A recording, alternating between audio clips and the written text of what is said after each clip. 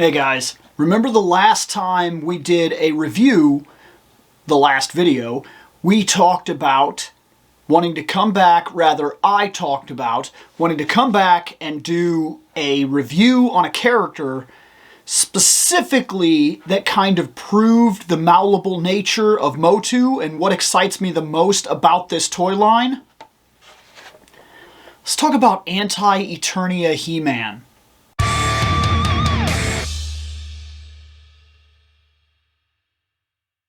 So as normal, right off the bat, you already know I'm going to open this. And you already know that I really like the packaging. And you already know that I'm going to cut the top off of this and then I'm going to keep that artwork. Why? Because that artwork is nothing short of fantastic. Literally every time, fantastic. Without fail. So much of this is so good. Now this says, with the power of Hellskull, the fearsome He-Man overthrew Anti-Eternia using his unmatched strength. And this, right here, is fantastic. Because it 100% proves the malleable nature of this product, this entire thing, the entirety of Motu. It proves the malleable nature of it. And, you heard my dog. Yeah. It's that big of a deal. It's big enough of a deal to bark on camera, okay? This guy literally proves the malleable nature and opens the door for 100,000 possibilities. Let's unbox him and let's talk about him. So normally I don't point this part out. Normally I just kind of unbox the guy, get it all set up, and then start going through my explanation. But I wanted to point something out. One, they're a little overzealous sometimes with the glue, and every now and then the glue on the back of the packaging, this only affects people that open their stuff, like me and maybe some of the people that watch this.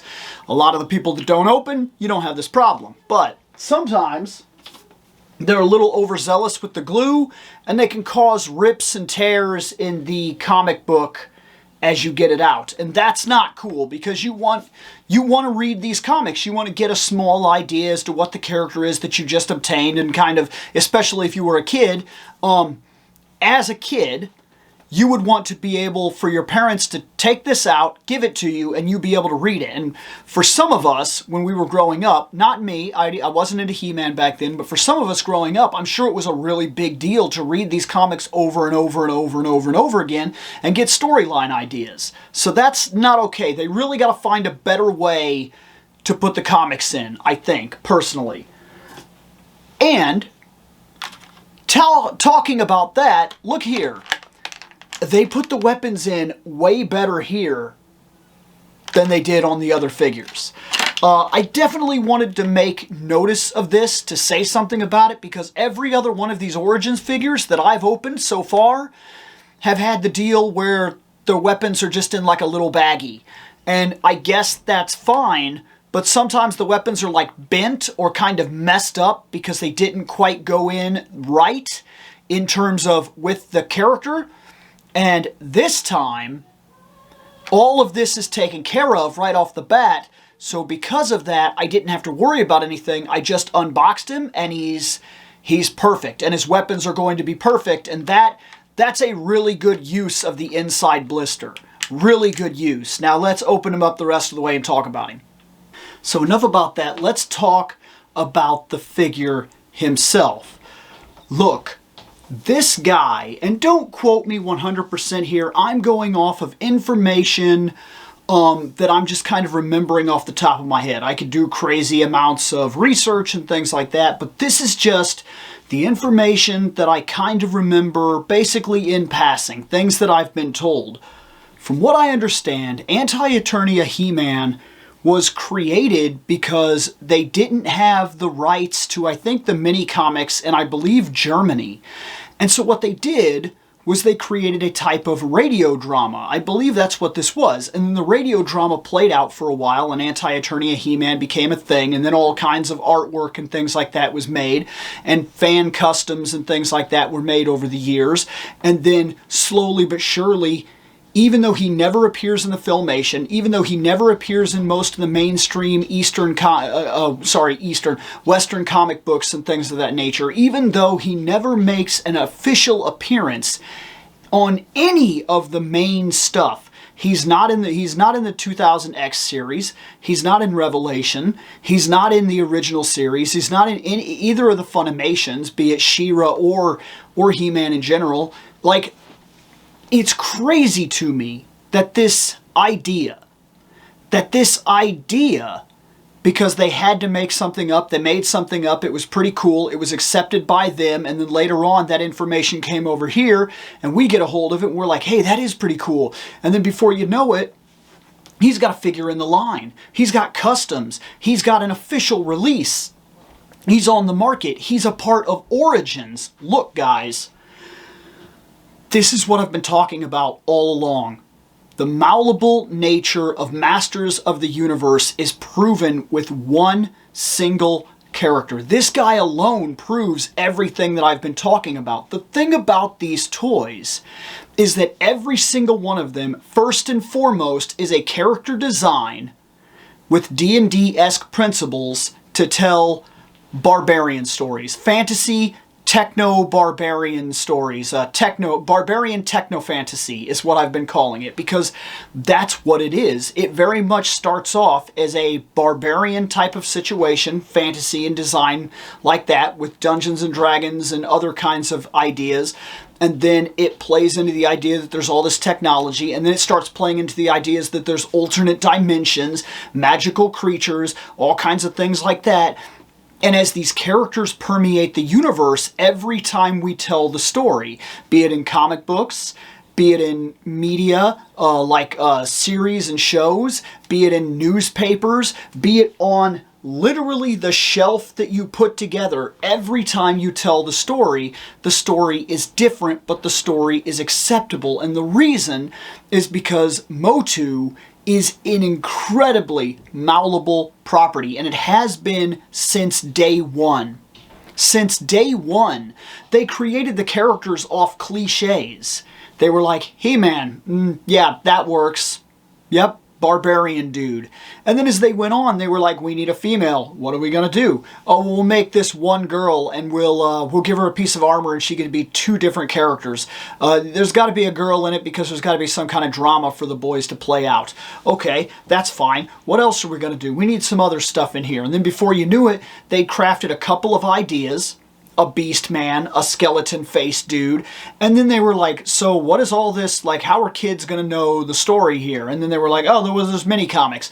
And then if you read the mini comics, there's almost zero continuity going on in the mini comics. Almost every single one of them is like, is kind of retroactively changing the story with every single book. So every book just kind of leads into new ideas, like, hey, here's a way you could play.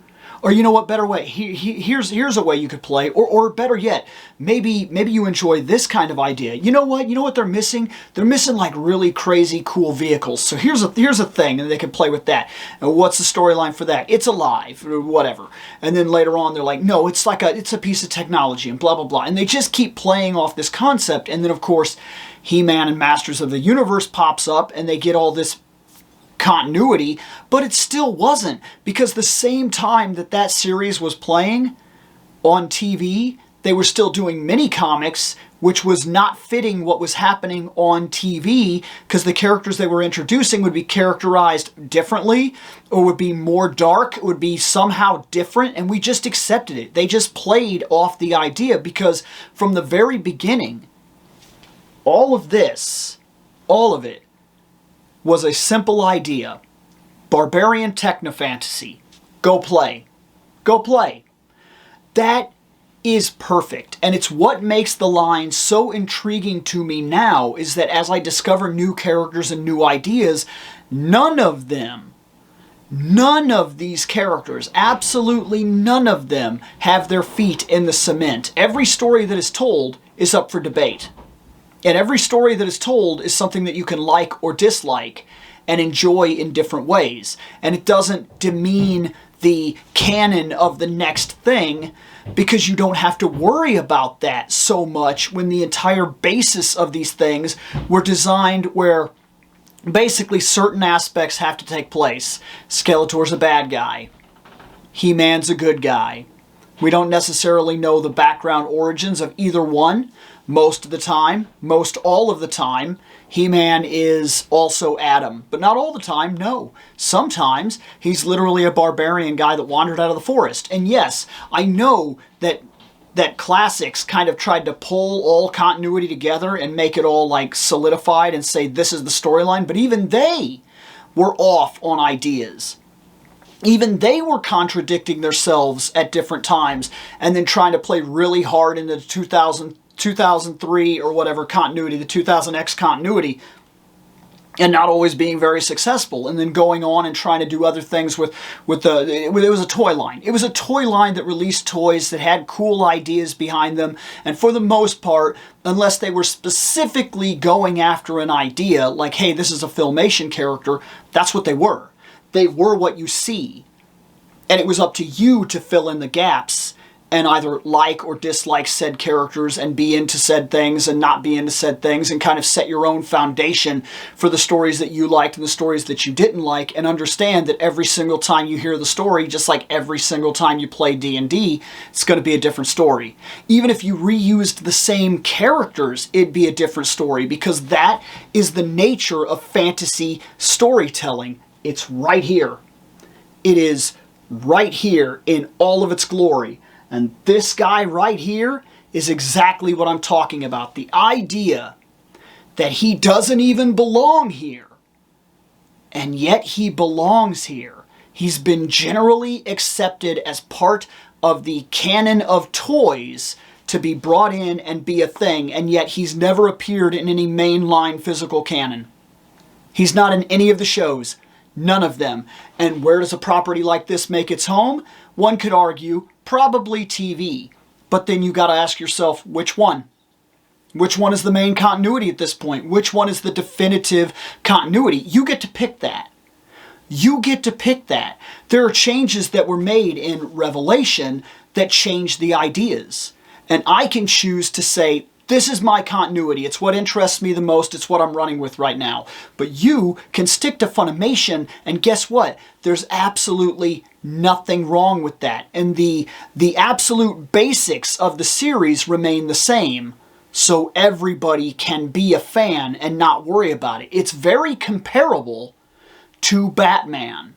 I think this works very well talking about Batman than other properties, because Batman is one of those things that has been incredibly malleable, and every time they do it, it's different. Sometimes it's serious, sometimes it's a joke, sometimes it's Pulp Fiction, sometimes it's very gothic, sometimes it's less extreme, sometimes it's more extreme, sometimes Batman absolutely will not kill, sometimes you just threw a grenade at Batman, he's throwing it back. Hot potato, you lost the game. Like, and yet every single one of these Batmans is accepted in one way or another. Even Batmans that go way off the beaten path and play the multiverse game, like Thomas Wayne. The Flashpoint Batman is fantastic. And you know what? It's very closely relatable. In that continuity, he got his powers from a force called Hellskull, which I'd love to see his castle, by the way. And then he used that power to crush his world. He won. As far as I could tell, as far as I understand from the little bit of information that I've been given, he won. And there's a big chance that he could slip across universes and affect other timelines and other universes as well. He's a danger to everything. He's a lot like the idea that Power Rangers finally kind of stepped into a multiverse idea with the comic books, where they played off the idea that Tommy went bad and became Lord Drakon. This is awesome. This character is fantastic, and I'm really, really happy, because he's also one of the most menacing and imposing things on the shelf right now, and all he is a simple repaint. But that brings up the idea that sometimes these characters can be infinitely different with just a simple change to their color scheme, because first and foremost, what this stuff is avatars of the imagination, and at your first glance, what you think is going on is whatever you want it to be. You could literally take any single one of these characters, go downstairs or upstairs or into your computer room or wherever you want to go, set them up and play D&D. You literally could. You could use them as the avatars for what you're thinking about doing, and every single one of the characters would be valid and would give you definitive characterization right off the bat. You can write an entire story just by picking any single one of these up off the shelf and go like that. And they're malleable enough that you can do that. They don't have to be locked to the idea. Luke Skywalker is Luke Skywalker. When I take him off the shelf, that's what he is. He's Luke Skywalker. He's always going to be Luke Skywalker, and he's pretty much always going to have the same storyline. And the movies are what determine the final say on all storyline continuity. That's the way that it is. That's just the way that it is. I'm not trying to argue it with you. I'm just letting you know that the movies get the final say. That's where the property makes its home. But unlike so many other properties, Motu managed to do what Batman did. It survives in multiple continuities, multiple storylines, multiple ideas, and multiple takes all the time at the same time, and all of them are acceptable and accepted in one way or another. And that is unbelievable, and he is the best representation of this that I could think of to do, that I could think of to point out. So I wanted to cover him now and get him out of the way and say this property is amazing, and it's one of the biggest things that has drawn me into it is the malleable nature of it. So the next time we come in here, I'm not sure what we're going to be reviewing, but we've got more toy reviews on the way. Let me know what you think. What's your favorite version of these characters? And you know what? You're all right. Later on, guys.